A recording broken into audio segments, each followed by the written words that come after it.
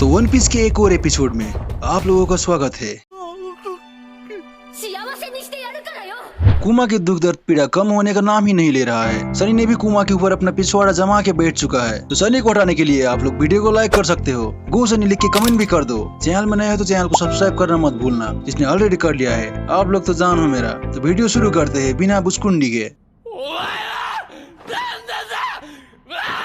पिछले एपिसोड में हमने देखा जब कुमा और जिनी फाइनली रिवोल्यूशनरी आर्मी को ज्वाइन कर लेते हैं और काफी समय बाद जब वो दोनों फिर से मिलने वाले थे तभी वर्ल्ड गवर्नमेंट के लोगों ने बोनी को किडनैप कर लिया, जिसे कुमा काफी शौक में चला जाता है। एपिसोड के स्टार्ट में हम देखते हैं रिवोल्यूशनरी के हेडक्वार्टर्स बाल्टिगो से एक आदमी मेन फोर्स को रिपोर्ट करता है कि साउथ बिलू के टूमी में जो रिवोल्यूशनरी आर्मी के रेबेल थे वो हार रहे हैं, तो वहाँ बैकअप भेजा जाए। ये सुन के इवांकुक बताती है कि वो लोग नहीं जा सकते क्योंकि उन लोगों के शिप में बोआ किंगडम के बहुत सारे इंजर्ड लोग पड़े हैं। पर कुमा कहता है कि वो वहाँ जाएगा, जिससे ऑफ कोर्स इवांकुक ना कह देती है क्योंकि जिनी के जाने के बाद कुमा का मेंटल हेल्थ उतना अच्छा नहीं था। पर कुमा इंसिस्ट करता है और वो खुद को अपना डेविल फ्रूट के पावर से ट्रांसफर कर लेता है। कुमा का वहाँ लैंड करते ही वहाँ का लोग कंफ्यूज हो जाते हैं कि ये कौन है। फिर हम देखते हैं जब जीनी किडनैप हुई थी तो रिवोल्यूशनरी आर्मी के एक बंदा ने बताया था कि जीनी के ऊपर किसी सेलेस्टियल ड्रैगन ने नजर गड़ाया था। तब से कुमा वर्ल्ड गवर्नमेंट के लोगों से हेट करने लगा है। आगे कुमा सारे सोल्जर्स को धमाधम कूटने लगता है। उसे बार बार गिनी का किडनैप वाला इंसिडेंट हंट करता है। आगे कुमा यूज करता है उर्सा सॉप और कुछ ही देर में सारे सोल्जर्स को मार गिराता है। ये देख के वहाँ के लोकल लोग काफी खुश हो जाते हैं क्योंकि फाइनली उन लोगों ने 3 साल बाद वर्ल्ड गवर्नमेंट से लड़ाई जीत चुके थे। अब जीनी को किडनैप हुआ 2 साल हो गया था। हमें पता चलता है कि जीनी को किसी सेलेस्टियल ड्रैगन की बीबी बनने के लिए किडनैप किया गया था। आगे हम देखते हैं सी में एक छोटा सा शिप जहाँ एक बच्ची काफी जोर से रो रही थी और हम देखते हैं एक औरत को जिसने उस बच्चे को हाथ में पकड़ा हुआ था और उस औरत के हाथ में काफी सारे क्रिस्टल लगे हुए थे और ये औरत और कोई नहीं जीनी थी और हाथ में जो बच्ची थी वो बोनी।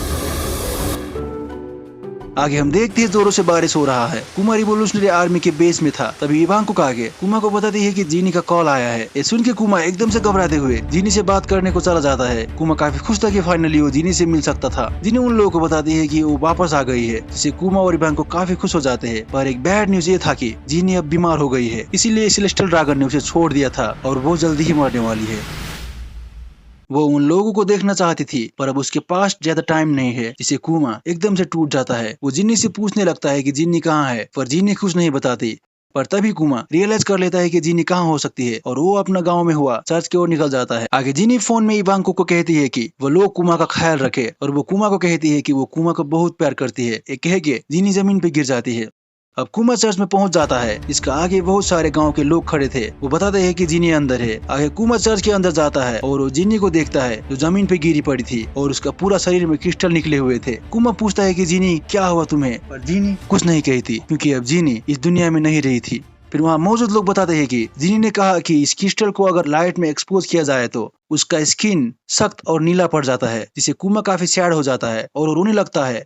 उसे पास्ट के सारे बातें याद आने लगते हैं, जैसे वो दोनों साथ में कितना खुश थे, कैसे जिनी ने कुमा को शादी के लिए प्रपोज किया था। ये देख के कुमा और जोर से रोने लगता है। तभी कुमा आगे देखता है छोटी बच्ची को, जिसे यहाँ पहुँचाते पहुँचाते जिनी ने अपना जान दे दिया था।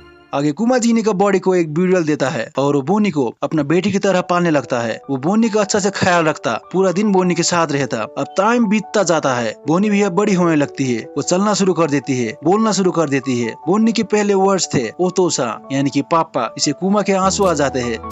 भाई ये मोमेंट काफी होलसम और हार्ट वेलमिंग था। वो लोग काफी खुशी से अपना लाइफ जी रहे थे। कुमा रात रात को रिवोल्यूशनरी आर्मी के साथ लड़ने जाता और दिन भर बोनी के पास रहता। पर एक दिन कुमा नोटिस करता है कि बोनी के गालों में भी वही क्रिस्टल, मतलब बोनी को भी जीनी वाला बीमारी हो गया था। अब कुमा काफी परेशान हो जाता है। वो चर्च के सारे खिड़कियों को बंद कर देता है, जिससे किसी भी तरह के लाइट चर्च के अंदर ना जाए। वो बोनी को बहुत सारे डॉक्टर को दिखाता है पर कोई कुछ भी नहीं कर पाता। आगे कुमा रिवोल्यूशनरी आर्मी को भी क्विट कर देता है क्योंकि उसका पास अब टाइम नहीं था। वो अपना सारा टाइम बोनी को ठीक करने में लगाना चाहता था।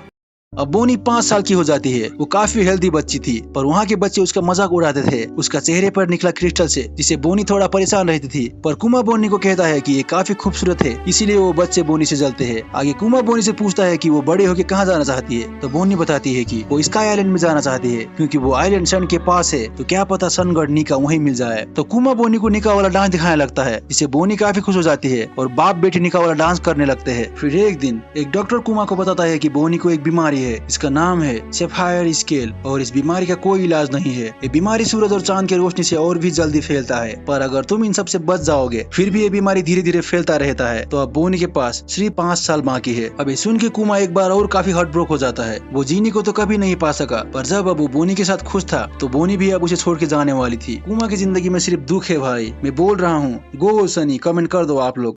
अब 1 साल और बीत जाता है और सोरबेट किंगडम पर फिर से खतरा मंडराने लगता है। किंग बेकेओरी वापस आ गया है और उसने सारे किंगडम में तबाही करना शुरू कर दिया है। ये बात कुमा को जैसे ही खबर होता है ये एपिसोड यही खत्म हो जाता है। भाई इस एपिसोड के बारे में क्या ही बोलूं। मुझे बोनी और कुमा को साथ में देखना है भाई, और मुझे कुमा और बोनी को खुश देखना है। तो आप लोगों को ये एपिसोड कैसा लगा कमेंट करके जरूर बताना। अगर वीडियो पसंद आया तो वीडियो को लाइक और चैनल को सब्सक्राइब करना मत भूलना। मिलते हैं नेक्स्ट वीडियो में। Bye bye, sayonara.